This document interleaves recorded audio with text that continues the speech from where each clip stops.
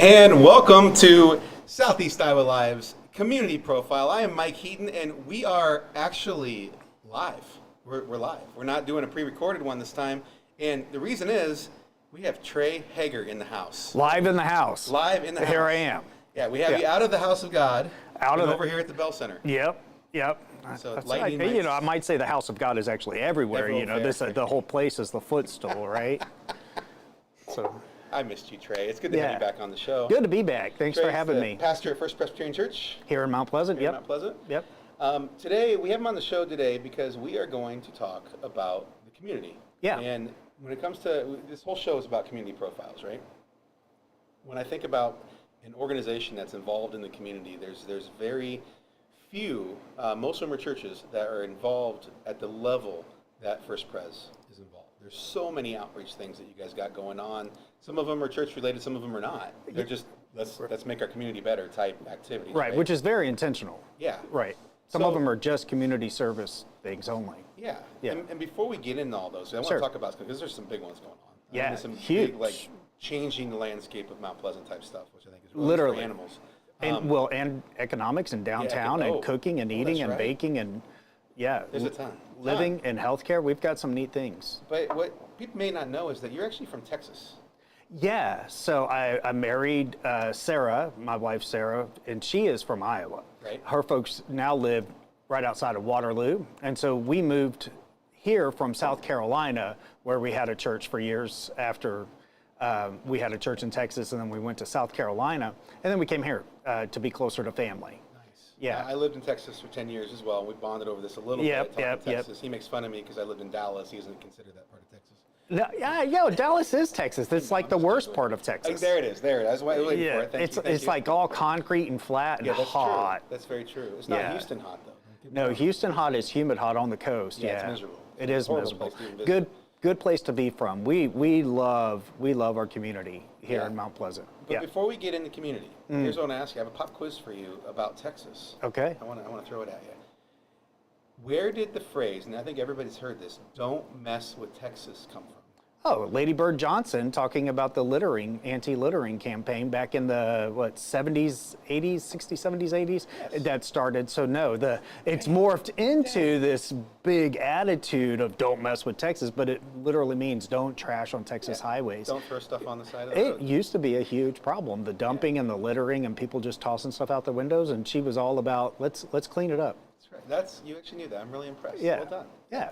I always heard "don't mess with Texas," and I always thought it was like a big machismo thing, like "don't mess with us. We're gonna kick your butt. We have our guns," all that kind of stuff. Well, that too. And they thoroughly believe that, right? Like if I find you dumping your trash on my property, don't mess with me. Well, and in Texas, you're literally allowed to open fire. Yeah. You know that? That's the difference between Iowa and Texas. Well, Iowa has a stand your ground law now. We do. But in Texas, we don't have. Our trespassing sign says, it doesn't say no trespassing violators will be prosecuted. It says trespassers will be violated. Yeah, I think that sounds about right. Right? Shot on sight, basically. Yeah, trespassers will just be violated. Yeah. It's a little. But it's same with everything else, though. Not all of Texas has that same mentality. Mm-hmm. And I would also say that just about every single person I've ever known has that mentality too, right? But it's not the dominant factor for every Texan.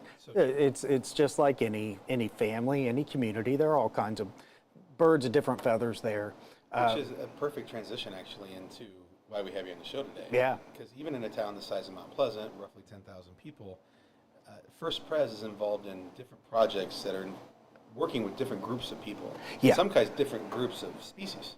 Yeah, literally. Right? Literally, right? In this case. So we only have a smaller show than we normally used to have, so I want to run through some of that stuff, Trey. Sure. First Pres has, I can count at least 5 in my head, but there's 3 big ones going on right now that I'm aware of. Yeah. Can you talk to us about which one you want to talk to about first, I guess? Well, I kind of want to hit on all of them because they're all so different and they all hit unique aspects of the community that we see as places of need, whether it's relational, physical needs, or just how community gathering type needs.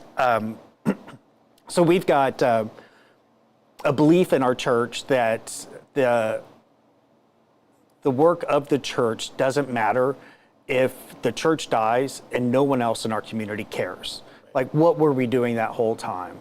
And so with our Reformed roots in the Presbyterian Church, Calvin, one of the founders, said that each church, your leader should be leading somewhere inside the church, but then also outside the church. Like, the whole point of the church was together in the building. Like, if it's a ship and we're in a port, and then we're to go into the port town, the community where we're stationed to live, where we're docked in the harbor, to build it, to make it better, to be a part of it, to live, to work. And so he would say you serve in the ship, and then you also serve in the port, in the harbor, in the town, on the community school board, on the Parks and Recreation, on the hospital board, these different places, because we are the community as well. So you don't just come in here to the church to separate yourself. You come in there to be built up to then go make your community better too. And what we found is there are some places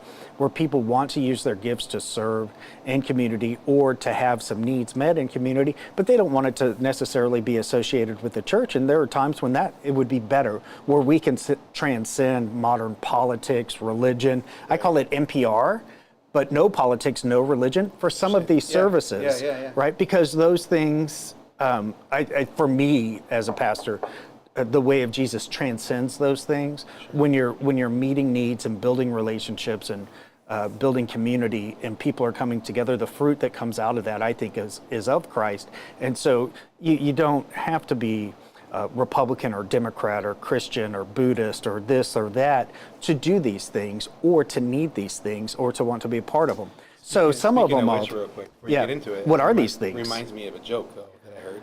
Uh-oh. I know. Pastors are used to telling jokes, right? Yeah, always. You lead with that sometimes, right, to get people's attention. So when I was a lobbyist back in the day, they usually have an opening at the state legislature. They have an opening. Did you know he was a lobbyist? I did not. Doesn't that explain so much? By the way, Alex is in the house today recording this. Alex Snyder. Yeah. I forgot to introduce you. Sorry, Alex. Sorry. As well as Emerson, our intern. Emerson, the intern. They're not on video, unfortunately. No. But so are you named what did Tim Elliott name you on Morning Breath? Just Emerson the intern? Morning Do you Breath. have a nickname? Mighty Emerson. Mighty Emerson? The Mighty Emerson. I like Yep. that. And we got super producer Alex literally here Super right producer. Yeah. And so I am maintaining my focus. You're going to tell a joke, Yeah, and yeah, I'm totally. going to I'm mention backing what it. these community organizations we're are. totally going to get there. Yeah, Gonna get there. But the joke was state legislature. A pastor gets up to do the morning prayer. Anyone can do it. A legislator can pick someone to do it, to do the opening prayer, right?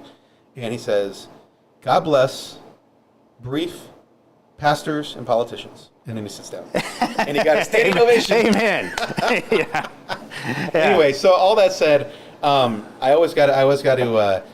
With you, Trey, you have so much good going on. I got to keep you focused. Yeah, you Here do. I am You getting do. off. I'm getting off track a little bit already. Yeah. I apologize. I infect people with my, I chase rabbits Yeah. for a living. Like, literally, I go down rabbit trails and like, where's this going? Where's that going? Try that out, yeah. try that out. Yeah, So, yeah, yeah. So and give me that's the how we first got. one before we go to commercial. The first one would be Matthew 25. Okay. So Matthew 25 is a covenant that we've taken as a congregation that creates this overarching mindset of focusing on community. So Matthew 25 is part of that gospel of the sheep and the goats, where Jesus says, "When did you see me poor, hungry, Naked, sick, prison, all naked, that." thirsty, and you came and you took care of me. And whenever you did it to any one of these, you did it to me. And when did you not? Whenever you didn't do it, you didn't do it for me."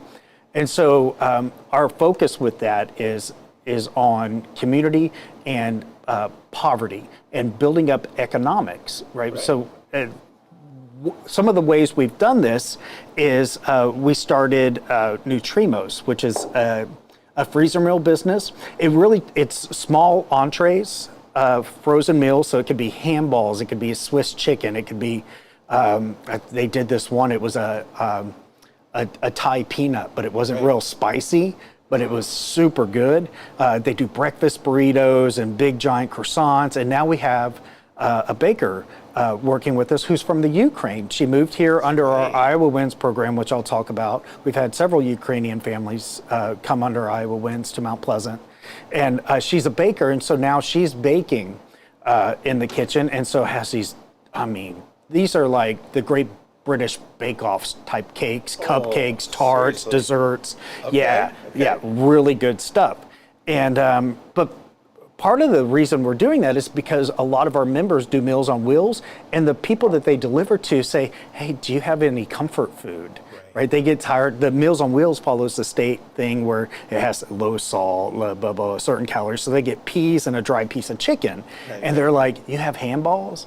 And so the drivers were like, can we, and they don't market to them, but By the way, that's the most Iowa thing ever. You have handballs? right. No, and that's literally what when we were meeting with Milestones Area Agency on Aging. Tenderloins? Yeah, no, we haven't. Yeah, Yeah, that would but be good. Go ahead. maybe 4th of July, and she told us that's one of their needs is they get their meals, but then they may not see anybody else again or have any other meals. And we found out there's a lot of seniors who want just those individual packed meals that are good and tasty, but they don't want to cook for themselves, and they also don't want to eat just the Right. TV dinner stuff that's high sodium and whatnot. So, but it also creates jobs. So now we have a job for a Ukrainian family. We just created it, right? We didn't wait for someone else to do it. We said, we've got this, let's build it in. So now she's building in her business and selling. She's working 5 hours for us, helping us cook and stuff, and then using our platform, our commercial kitchen, some of our marketing to then develop her own business. That's great. Yeah, and there's a need because we don't have enough people who can make graduation cakes, which Right, we have this weekend, right? Is it inappropriate to say that teach a man to fish? That's or it. You feed a man a fish, That's they it. eat for a day, teach a man to fish, they Yep. for their lifetime, whatever. And this came out partly out of that belief, but also when we have families who were stuck in this kind of perpetual backwater turning of poverty or trying to get ahead when you have bills and insurance and all these things, and they can't, but they need help, then you end up just enabling them if you just give them help without building a foundation around how they can keep helping themselves.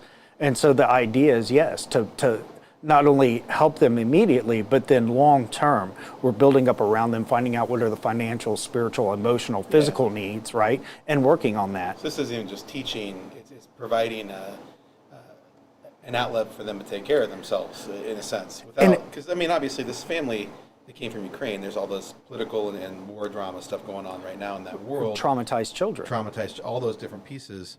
So it's not necessarily they don't need us to teach them how to live.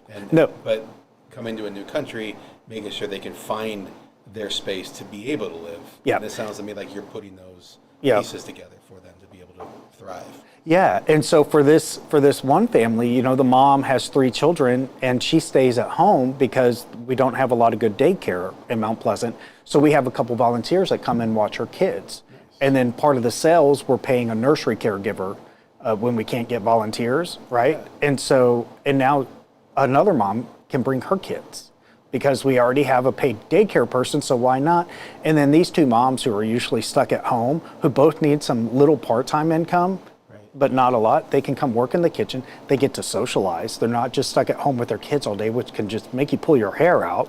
And not stuck, but you know, some of them choose to do that, but sometimes it's not always a choice and they need breaks. So we have that little thing going. One of the other people that work there with the Matthew 25, it's we have a person who's in the congregation who's legally blind and on disability. But she still needs extra income, but can't make more than like $400 a month. So she needs a very flexible job. Well, the cooking, because it's freezer meals, it's not on demand, she can come in and cook anytime. So she comes in with our Ukrainian gal and they cook together. And then we have another mom who doesn't need any of that, but she's got managerial skills and kitchen skills, and she loves baking and cooking, so she does it too. And so now we have this whole little group doing this little freezer meal. 90% of the money goes to support the Matthew 25 and some of the ministries that we do, and then 10% goes back to the church to go back into doing the next project, doing the next thing. So that's Nutrimos. So when we come back from commercial, let's tap into the other 2. Okay. Right? We got to pay the bills on our side too in the same context. I know. So I should be right back after this. I should get commercials for church. You should. Wouldn't that be great? Some churches At Seafirst advertise Credit in their Union, bulletins. we're all about making connections, like how we connect you to that dream vacation with a savings account designed to help get you on the flight there. Connect with Seafirst today and see why together is better. Attention Hy-Vee shoppers, introducing Hy-Vee Perks, your ticket to exclusive savings and rewards. Access exclusive perks, prices, earn gas discounts, and unlock special deals. All this for free. Join Hy-Vee Perks today and start saving. Step back in time and create unforgettable memories of the 2024 Midwest Old Threshers Reunion. Gather the family and immerse yourselves in the nostalgic charm of steam engines, antique cars and trucks, tractors, gas engines, and the horses. Whether it's the savory delights from the North Village to the log cabin or the unforgettable concerts, this is where memories are crafted. Plan now to bask in the history of the past from August 29th to September 2nd in Mount Pleasant. Visit oldthreshers.com for details. Don't miss this chance to make timeless memories. In the heart of rural Iowa, where community matters most, the connections we make are made to last. Meet KCTC, your hometown internet, phone, and TV provider. At KCTC, we're not just about technology, we're about people. Our dedicated team are your neighbors, committed to bringing you top-tier services right where you live. We believe in giving back to the community that raised us. Experience the power of a real connection with KCTC. Join us in building a stronger, more connected Southeast Iowa.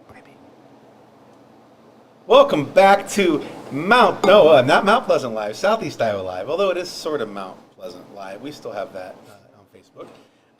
As well as this is our community profile. I'm Mike Heaton, and I'm here today with Trey Hegar from First Presbyterian Church here in Mount Pleasant. And we are talking about community engagement from the church. Yeah. Your particular church is rather adept at seeing needs and approaching community needs in a way that is not only giving and loving, but also empowering. Yeah. And we were talking about that with Nutrimos earlier. There's two other big programs you guys are heavily involved in addition to a bunch of smaller ones as well. Can you tell us a little bit about Iowa Wins? I feel like that's a little bit connected to the Nutrimos Yes, program. so Nutrimos is a spinoff out of Iowa Wins, and it's kind of taken on the Matthew 25 umbrella with it. And so the profits that come into Nutrimos from the sales, it goes to support Iowa Wins. And what Iowa Wins is Iowa welcomes immigrant neighbors. And this started way back in the 60s and 70s with Governor Ray of Iowa when the Vietnam crisis was going on and we had so many refugees over there. Back then, Governor Ray said, Iowa is a good place to raise families. If you would like to receive one of these refugee families, raise your hand. And it was for churches or individual families. You just said, we'll take one. And literally, you got a phone call. Someone showed up at your door, a family from Cambodia or Laos or Vietnam. And there they were. And we, was a couple years ago, one of the Bacom family kids was the valedictorian and homecoming king and all that, right? And so we have businesses and we have great families here from doing that helping initiative. And when the Syrian refugee crisis happened, some of our church members, some of the ones who were here during that time said, well, we helped during the Vietnam crisis, so let's help again. It's time for us to do something. And so we started working to find out what it takes to help refugees, because we have one of the biggest mass migrations globally happening from Latin America and Africa and the Middle East. So people are fleeing the Middle East and the desert parts of Africa over into Europe. People are fleeing South America, Central America, and coming up to North America. Why? Moving from the equator up north where it's cooler, climate change, you think about the economics of people not being able to farm in areas where they used to grow. We have people from Iowa State going over to other countries to teach people how to grow in their new climate. And so we have mass migrations and people are blaming politics and governments and all that. And we're going, this is animal nature. They are literally moving instinctually, I believe. It's like herd mentality. Well, I'll add a little bit too, that having worked for UNICEF for quite a few years, it isn't necessarily the cause, but it's a reaction to that climate change that you're seeing. You do get conflict. You get violence as people fight over new land, fight over just changes that are happening in their regions. Food, resources, culture, customs. Which then leads to violence, which can force people out of their homes. Yeah. You see that in Syria, especially when you were doing, when we were looking at Syrian refugees. There was a pretty significant violent conflict happening in real time that was causing a lot of that. But like you're speaking to some of those root causes of why those conflicts came to be. And so what we said was, we can do something. We have a healthy economy. We have a need for workers. People need a safe place to go. And so we said, let's help. And from that initiative, we had our first meeting to restart the kind of immigrant refugee ministry. We had about 72 people in the community come with interest in that. And it just morphed over the years. We started working with Syrian refugee families, and we didn't get any place in Mount Pleasant, but we did work with agencies over in Greece where they were receiving families to relocate them in the States. And so over the past, almost 8 years now, it's morphed identities or adapted as needs change. You know, we had an ICE raid, and so all of a sudden it became crisis mode for helping those families for 7 years, but that's all calmed down. And so we refocused, and now they've opened a welcome center downtown. During their grand opening, we showed up with our camera and interviewed Tammy Scholl about it. Yeah. And we met Oscar and all these other folks. So, and they gave us a little bit of a rundown, but how's it coming along? It's been about a month. It's going great. Yeah. So just in the past month, so how we got to needing a welcome center is Iowa still has an English only law. And so when we have families who come, even if they can speak some English and read some English, you know, you get this 50-page form to apply for work benefits or to do insurance or to do any of these things. They need help. And if you think about moving here, if you first arrive, like some of our Ukrainian families, you have to enroll your kids in school. You have to get vaccines, driver's license, social security card, get a job, get your internet, get your phone, I had enough trouble doing that. As a native of Mount Pleasant, moving back here, figuring out how to enroll my kid in school. Now imagine you're from the Ukraine, where everything looks like it's written in Russian, and you're trying to do it in English. So we have a staff community over there because of the new TRIMOS program. We're able to cover some of the staffing there, and so they are there to help anybody who needs some assistance figuring out the networking of social agencies in Henry County or in Iowa, and figuring out where they need to go to next and how to complete the forms and the documents. I have a master's degree, and when I do my son's Medicaid forms for his special needs, it is complicated. And in South Carolina, a social worker would be assigned and track you if you were on Medicaid for the rest of the time and help you with all that stuff. We don't have anything like that here in Iowa, so we started it there.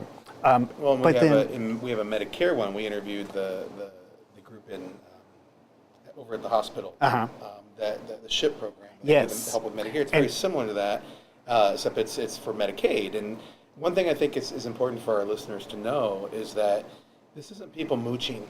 No. You know, these are folks that there's things we know from living here all our lives, that how things work, how to sign up your kid for school, how to buy a house or get a loan, rent.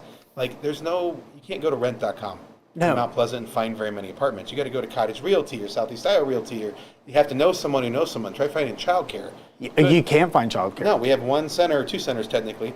Usually are full, but we have a ton of in-home childcare. But it's who you know. Be able to get those connections.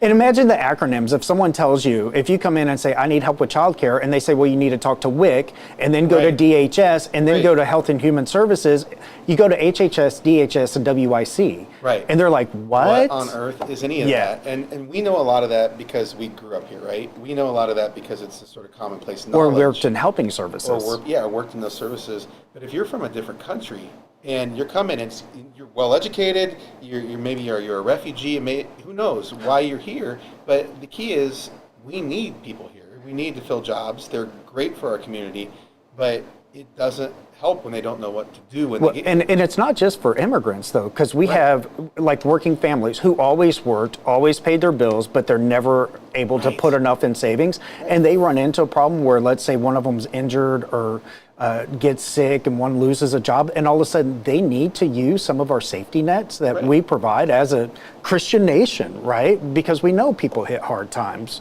We know there's neglect and abuse, but we also know it helps more than it hinders.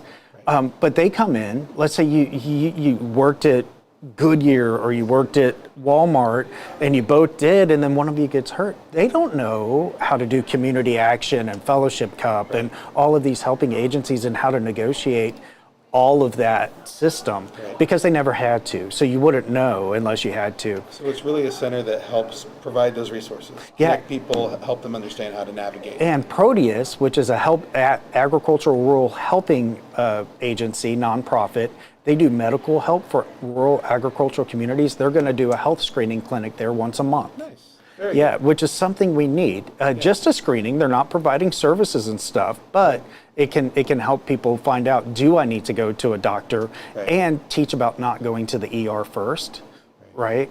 And then we also, with that, we have some small community loan programs that we can do with Community Credit Union. One of their organizers is helping us. Community First Credit Union?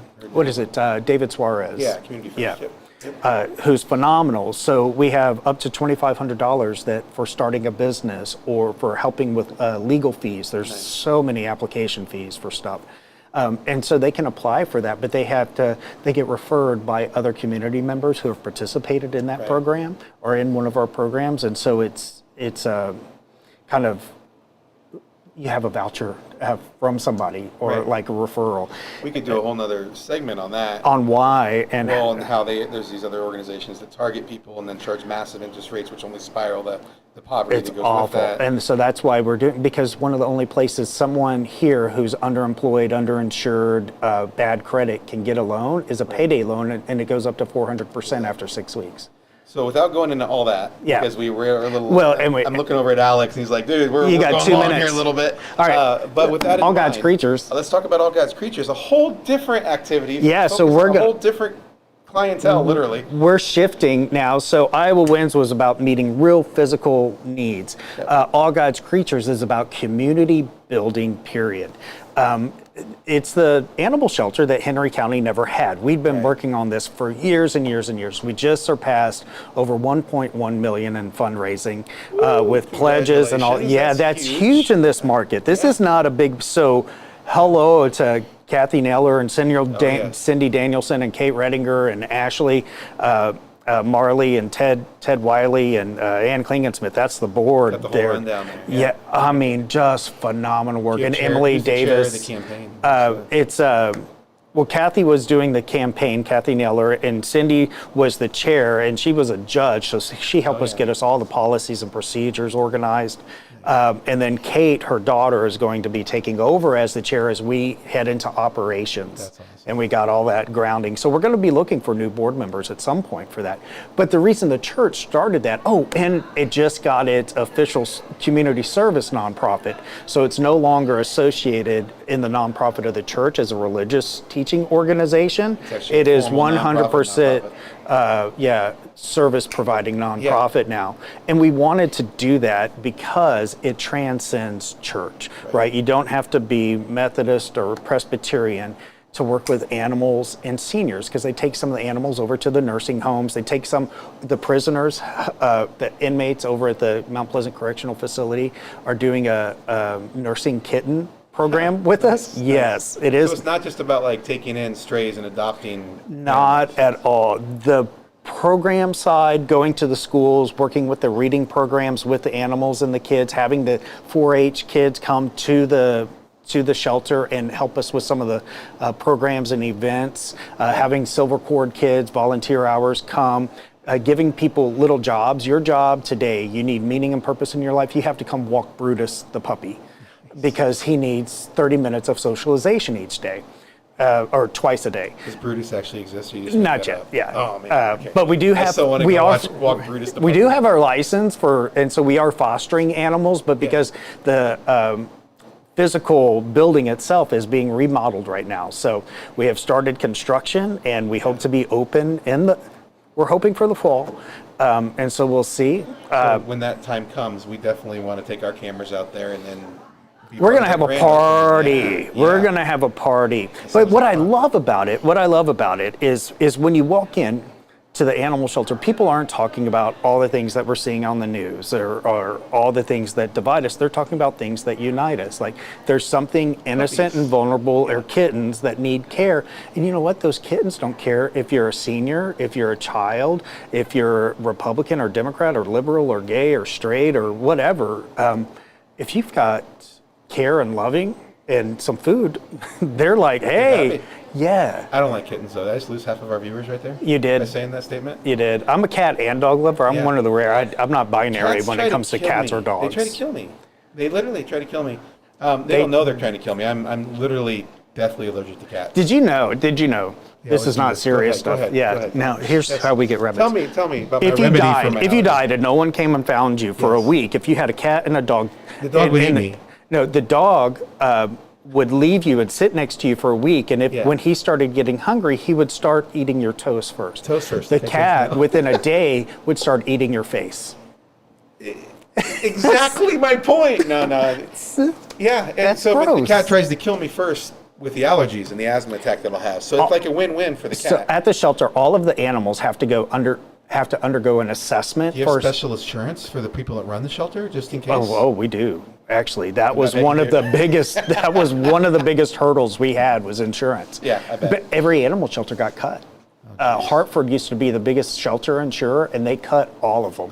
So you have all these programs that had to scramble. We have to do, volunteers have to do liability waivers. Oh, I'm sure. Yeah, to carry an animal out. It's unfortunate, but Well, it's the way it is. When everything comes fully online, we definitely have to go over there and do a full community profile of that space. Yeah, And in yeah. general, Trey, thanks to First Pres and everything they're doing. They love doing that stuff. You know, they started Habitat for Humanity in that church Yeah. some years ago. Yeah. And now it's building it's 32nd house here. But they didn't keep it, right? They said this is a community thing. We've got the people to organize it, to start it, the founders, spin and then it off. spin it off. I love it. It's for the community. And that's not saying there's not a lot of churches doing great work as well in Oh, our there community. are. I love what FCOC is doing. They built a couple houses for pregnant women who decide Right. to keep it, and they need that. That's beautiful, you know. And we always talk about in church language about the second coming and the Savior coming to save us. We don't always talk about that as Presbyterians, but to me, Jesus very much commissioned us to be that, right? He's like, there's no other coming. Like, I'm going away. I'm giving you an advocate, a helper. You guys get to work, right? You're my plan A, and there is no plan B. You are the hands and feet. And so we very much believe that this is what we're supposed to do as a community, is not wait for some eternal perfect world where everything's perfect and okay. We're supposed to help real physical, emotional, spiritual, financial needs here. And we can do that economically, spiritually, physically, financially. Well, I think it's pretty clear that our community is better because of that. And so Yeah. please extend our thanks to them and to your entire church group there. And They're thank you phenomenal. for being on the show again. It's Yeah. good to have you here. We always go a little long with Trey, but we do that and we know that because it's always incredible stuff we talk about. Well, and then he makes me tell jokes, and That's true. Yeah. Although I got you with one joke today. You did. You You didn't did. give me. Always talk good to about- see you. Yeah. You have plans. You have the plan. You know who tells really good jokes, by the way? Rachel and Dean, really. the chamber director. Uh-huh. She comes on the show and she comes prepared with jokes. So I'm just gonna set the bar right there for you. Set the bar real low. So when you- I'm going to go listen to her show. You and- should go listen. Go back and listen to her shows when she's on. She always comes with jokes. So next time we have you on, let's I gotta- see if you can't compete with Rachel. I'll do it. I'll do it. Okay, All sounds right. good. Good to see you, Mike.